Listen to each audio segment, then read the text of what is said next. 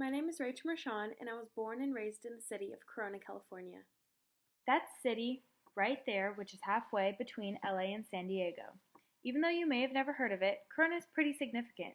It was once titled the lemon capital of the world.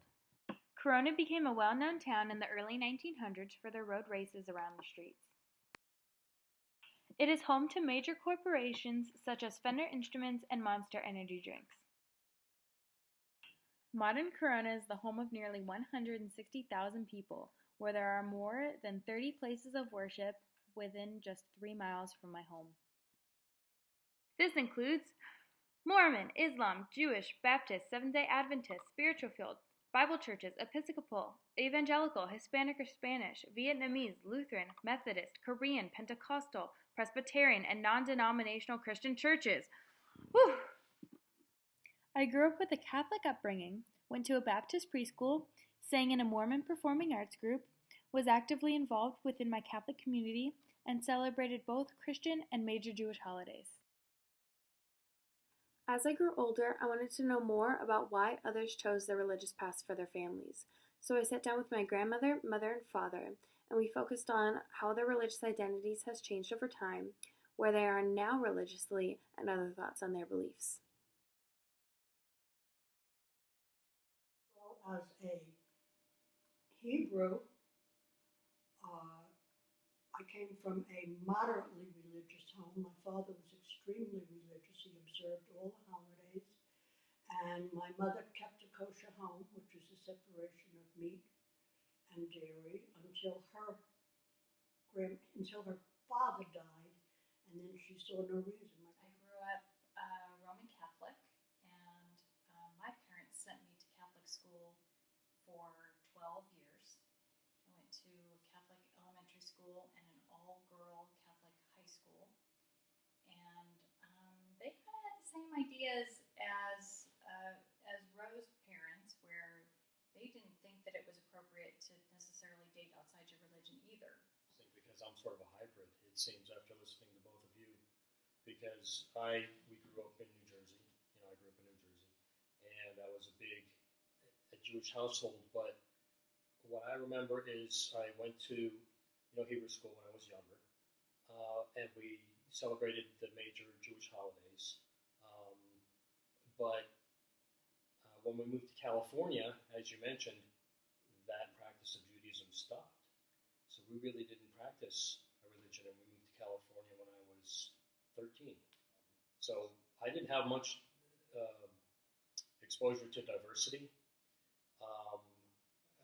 Growing up in New Jersey, Catholic Jewish. That was the world that I knew, the Catholics and the Jews. That was our block, a mixture.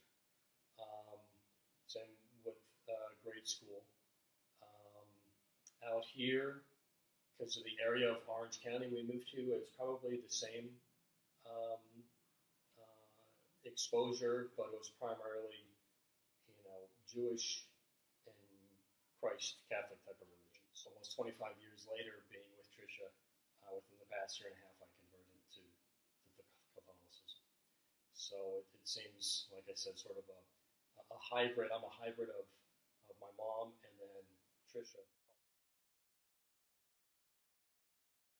When I was in my mid-20s, and being a cradle Catholic, I sort of followed her lead with Catholicism, because they're very similar in the core beliefs from what I gathered, and that's how we went off on the path to raise our kids Catholic.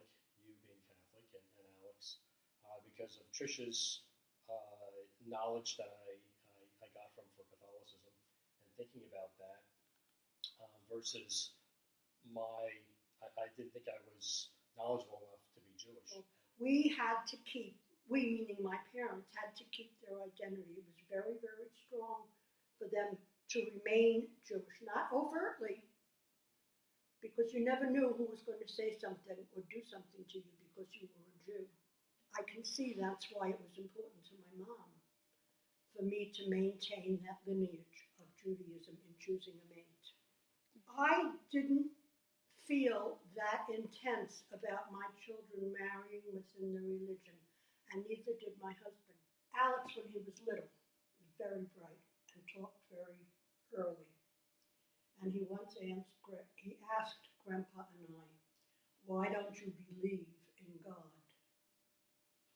And right away we both knew, because his mother believed differently about God. And I told him, I said, "We believe in God. We just have some very different ideas. But we all came from the same place. We all come from Abraham." I received a lot of information after conducting my interviews, and 2 points stood out to me the most. The first was that the older generations seemed to be not as exposed to much diversity. And the point of not being exposed to much diversity was because they wanted to keep their own traditions alive. My generation seems to be more exposed to diversity because society tends to be more tolerant in all aspects of life. And the second point is that we must be careful not to lead to conclusions about what other traditions are like, because we are not as knowledgeable and we tend to have a lot of misconceptions about other religions. Because of the differences in my own family, we tend not to talk about it. And this project helped me become aware of what other beliefs my family holds near.